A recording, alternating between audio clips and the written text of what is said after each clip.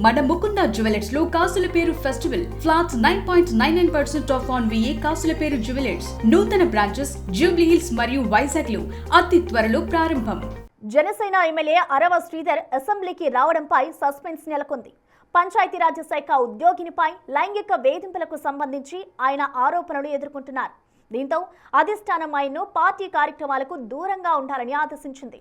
ఈ నేపథ్యంలో అరవ శ్రీధర్ అసెంబ్లీకి వస్తాడా లేదా అనే విషయంపై ప్రచారం జోరందుకుంది.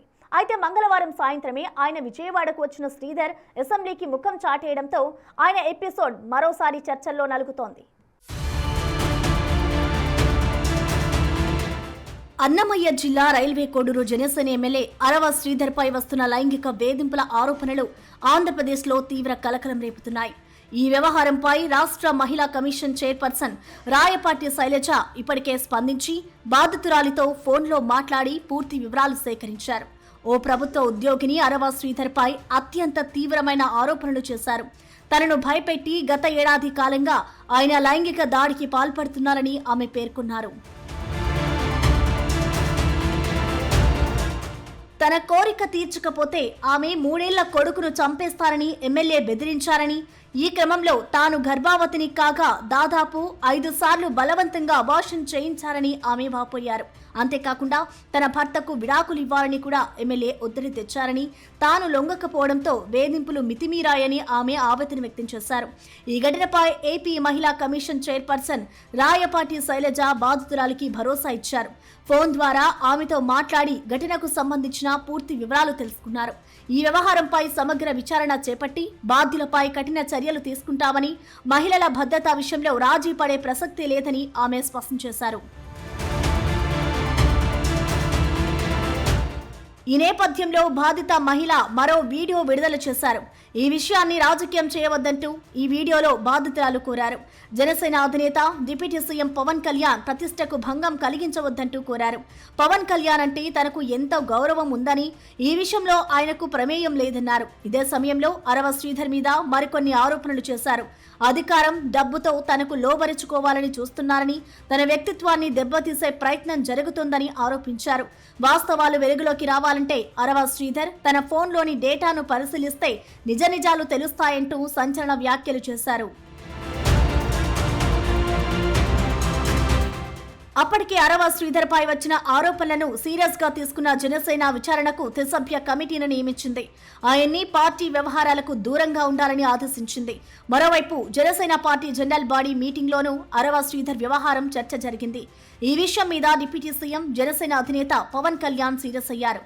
ఈ నేపథ్యంలో విచారణ కమిటీ ముందు హాజరై వివరణ ఇవ్వాల్సిందిగా అరవ శ్రీధర్ ను జనసేన అధిష్టానం ఆదేశించింది. ఆ క్రమంలో రైల్వే కోడూరు ఎమ్మెల్యే విచారణ కమిటీ ముందు హాజరయ్యారు. అయితే సమావేశం మధ్యలోనే ఎమ్మెల్యే అరవ శ్రీధర్ బయటకు వచ్చేసినట్లు తెలిసింది.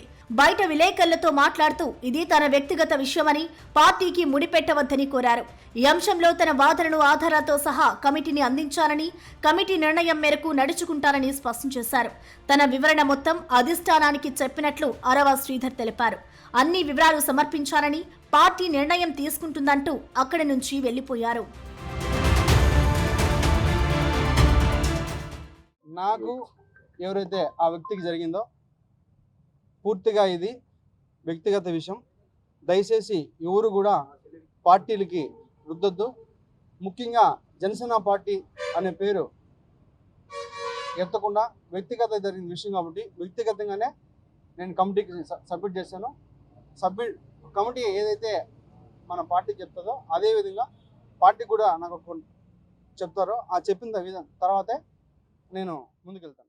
ఇలాంటి పరిస్థితుల్లో అరవ శ్రీధర్ అసెంబ్లీ సమావేశాలకు ముఖం చాటేస్తున్నారు. దీనిపై జనసేన ఆవిర్భావం నుండి పవన్ వెంట ఉన్న సీనియర్ నేత బొలిశెట్టి సత్యనారాయణ స్పందించారు. అరవ శ్రీధర్ వ్యవహారం అతని వ్యక్తిగత విషయాలు పార్టీ మీద రుద్దితే ఎలా అని ప్రశ్నించారు. పవన్ కళ్యాణ్ ఎలా నడుస్తే అలా వెళ్తాము అని అరవ శ్రీధర్ ఎలా చెప్తాడని మండిపడ్డారు. ఈ చిన్న స్థాయి వ్యక్తులని ఎమ్మెల్యేలను చేస్తే పవన్ కళ్యాణ్ పరువు తీస్తున్నారని, కొంతమంది ఒక్కసారిగా పవర్ చూడడం వల్లే దారి తప్పుతున్నారని వ్యాఖ్యానించారు. అరవ శ్రీధర్కి అసెంబ్లీ సమావేశాలకి రావడానికి మోహన్ చెల్లకే ముఖం చాటేస్తున్నారని అభిప్రాయపడ్డారు. పార్టీ పరంగా అతన్ని అసెంబ్లీకి రావద్దని చెప్పలేదని, ప్రభుత్వ కార్యక్రమాలు, పార్టీ కార్యక్రమాలలో మాత్రమే పాల్గొనవద్దని పార్టీ ఆదేశించిందని స్పష్టం చేశారు. మొత్తానికి బడ్జెట్ సమావేశాల నేపథ్యంలో అరవ శ్రీధర్ వ్యవహారం మళ్లీ చర్చల్లో నలుగుతోంది.